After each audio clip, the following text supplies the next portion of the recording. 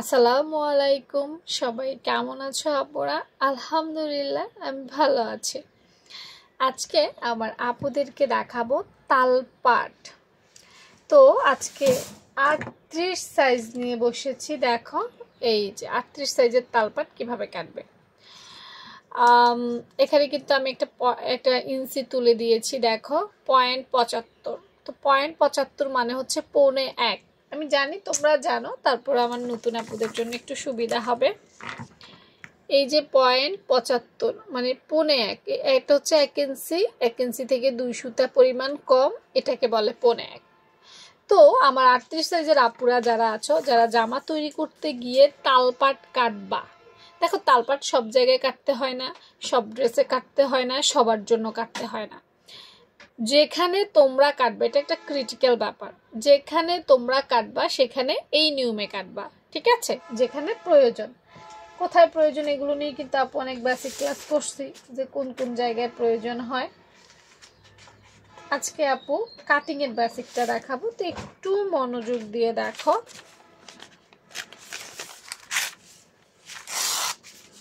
আচ্ছা, তালপাট কাটিং করার জন্য আমাদেরকে প্রথমে যেটা করতে হবে সেটা হচ্ছে যে মহড়া কাটতে হবে। তালপাট কাটিং মহড়া ছাড়াও তালপাট কাটিং হয়, মহড়া ছাড়াও হয়, কিন্তু আমি একটু সহজভাবে করি, মহড়া হইলে তালপাটটা বুঝতে সুবিধা হয়।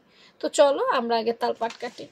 তো 38 সাইজের জন্য সচরাচর আমি মহড়াটা 7 ইঞ্চি নিই। কত নেই? 7 ইঞ্চি নিই। তাহলে আমি 7 ইঞ্চি পরিমাণ মহড়াটা কি করে ফেলি, দাগ দিয়ে ফেলি 7 ইঞ্চি।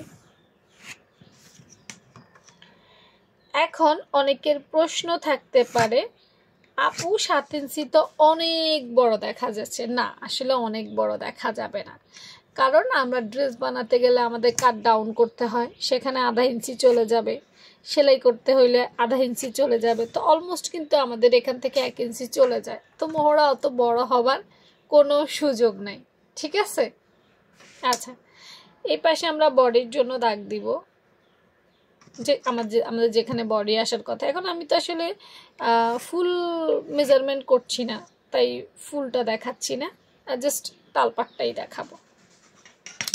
তো আমরা এখান থেকে সুন্দর করে মহড়ার জন্য, আমাদের মহড়ারও তো একটা কাটিং স্কেল আছে। বারবারে বলছি যে আজকে তো আসলে আপু মহড়া শিখাইতে আসেনি, আজকে আসছি তালপাট শিখাইতে। তো আগে আমরা মহড়াটা কেটে নিই, কি বলো? এটা আমি এই মার্কটা আমি 2.5 ইঞ্চিতে দিছি। কেন 2.5 ইঞ্চিতে দিছি? তার কারণ হচ্ছে এটা মহড়ার কাটিং স্কেল ছিল, তাই 2.5 ইঞ্চিতে দিছি। মহড়ার ক্লাসটা করলে তোমাদের জন্য আরেকটু সুবিধা হবে। নতুন যারা আছো তাদেরকে বলবো তোমরা একটু বেসিক ক্লাসগুলো বেশি বেশি করবা, তাইলে একটু ভালো করে বুঝবা। একটা আরেকটার সাথে রিলেটেড, তো একটা দেখলে আরেকটা দেখলে না, তাইলে তো কিছুই বুঝবা না। ওকে, তা আমি মহড়া কেটে ফেলেছি, এটা সরিয়ে ফেলি, এটার কাজ নেই। মহড়া কেটে ফেলেছি, ঠিক আছে, মহড়াটা হয়ে গেছে। এখন আমরা এখানেই কি করব, তালপাট বসাবো। তো আজকে রুলস ছিল 0.75 মানে 1.25 ইঞ্চি। এই 1.25 ইঞ্চি আমরা কি করব সেটাই দেখাবো। দেখো, এই 1 ইঞ্চির জন্য প্রথমেই আমাদেরকে বাঁকা শেপ তৈরি করতে হবে। তো বাঁকা শেপ তৈরি করার জন্য আপু 1.25 ইঞ্চিতে দাগ দিব। এই দেখো 1 ইঞ্চি থেকে 2 সুতা পরিমাণ কম নাকি? তাইলে এই যে ভালো করে একটু লক্ষ্য করো, 1 ইঞ্চি 2, এই হচ্ছে 1 ইঞ্চি, এই হচ্ছে 2 সুতা পরিমাণ কম। এই 1.25 ইঞ্চির মধ্যে একটা দাগ দিব, তাহলে বাঁকা হয়ে গেল।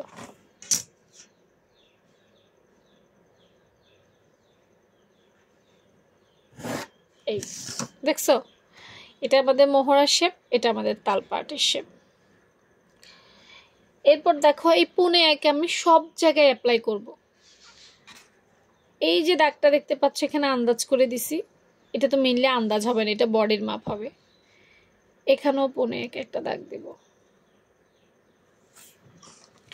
তারপর এই যে মিডল, এটা খুব ইম্পর্টেন্ট, এখানেও দাগ দিব। দাগ দিয়ে এখানেও 1.25, এই 1.25 কত গুরুত্ব দেখছো, এখানেও একটা 1.25 দাগ দিব। আবার এখানে আমি কাটিং স্কেল করছিলাম, মনে আছে? এখান থেকেও আমি 1.25 দাগ দিব। মনে করো এখানে আসছিল 1.25, সরি এইখানেও 15। ওই 2.5 ইঞ্চি কিন্তু এটা মোহরার কাটিং স্কেল ছিল। হ্যাঁ, ওটা মোহরার ক্লাস করলে বুঝতে পারবা।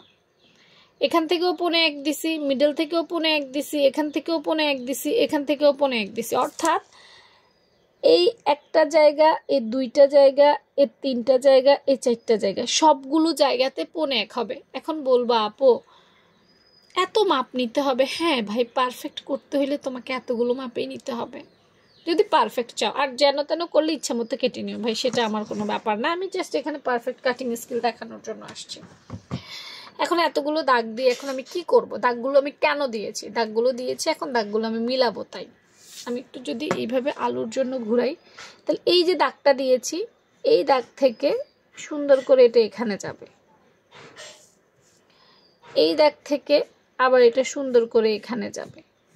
এই জন্য মূলত দাগগুলা দেওয়া। এই এখন দেখেছ, আমি যদি ছবির সাথে মিলাই, এটা ছিল আমাদের মোহরার দাগ, এটা হচ্ছে আমাদের তালপাটের দাগ। আমি চাইলে আন্দাজি করতাম, কিন্তু এইভাবে পারফেক্ট হতো না। এখন যেরকম পারফেক্ট হয়েছে, এখন কেটে ফেলবো। আমরা যদি এইটুক কেটে ফেলি এইভাবে, এটা এটা একটু কিন্তু আমাদের কাট ডাউনে চলে যাবে, এটা সেলাই চলে যাবে। তাহলে আমরা এখান থেকে কাটলেই হবে। তালপাট কোথায় কাটে? তালপাট শুধুমাত্র উপরের পাটে কাটে, তাই না?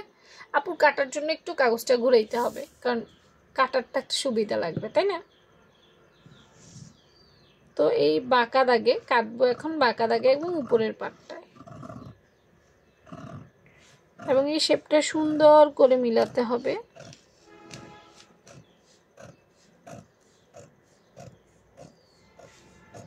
খুব ধীরে সুস্থে।